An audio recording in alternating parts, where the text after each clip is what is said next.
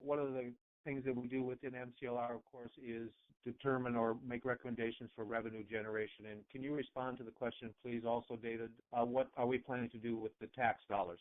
Yes, that's definitely something I can address, and we changed it in the version that we're going to refile. Originally, what we had this year was 40% of the revenue going to the UC system. That was because we were in dialogue with some UC unions that were very strong in their want to support this, but really they wanted way too much. They wanted 40% of the or 80% of the tax revenue, and 40% wasn't enough. So we dropped that down all the way to 10%. We still feel that it's important to fund the UC systems, but 10% of a potential multi-billion-dollar market is going to be a very large sum going to those groups.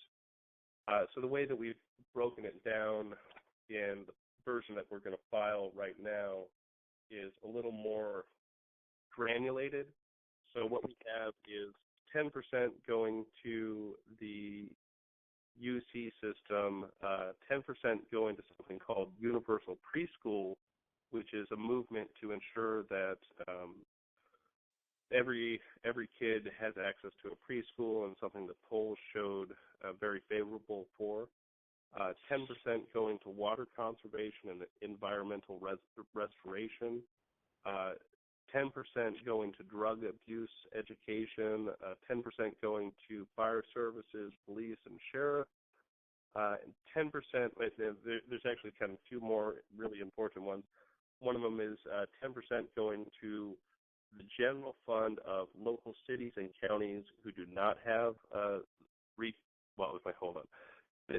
to the general fund of cities and counties that do not ban collectives. So if you want to benefit, if you're a local city and county and you want to benefit from our excise tax, you have to not have a ban on collectives. And then the 10% is going to cannabis research that we found everybody had a very strong opinion of. And then we actually ended up taking some language from the BOE's initiative, and we're now giving 10% to nonprofits whose principal objectives are to ensure the political, educational, and social, economic, I can't even say it, equality of minority citizens of the state of California, that these organizations are organizations that eliminate racial prejudice and disparities and remove racial discrimination. So this is something that we pulled out of the Board of Equalization's initiative. Board of Equalization, for anybody who doesn't know, there was a member of the board who actually came up with language for their own initiative. We'll be happy to forward it to anybody that wants it if they just email john@afpr.us. They can get a copy of this language. But we kind of felt that was a good source to put a little revenue into, is to kind of address the racial problems that are happening and fund organizations like that. And then the rest of the money is split between the commission itself for its regulations, and any excess goes to general education funds. So we really divide this up in a lot of different ways.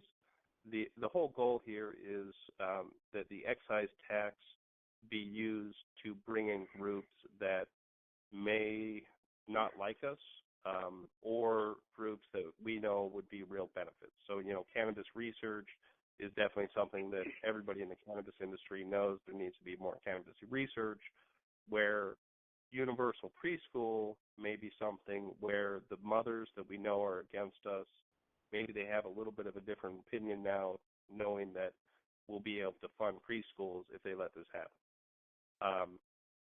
So we're still open for changes on that, and we plan on doing a couple series of polls to really understand where the voters would really want that money to go. But in our current structure, we actually break it down to about 9 different groups.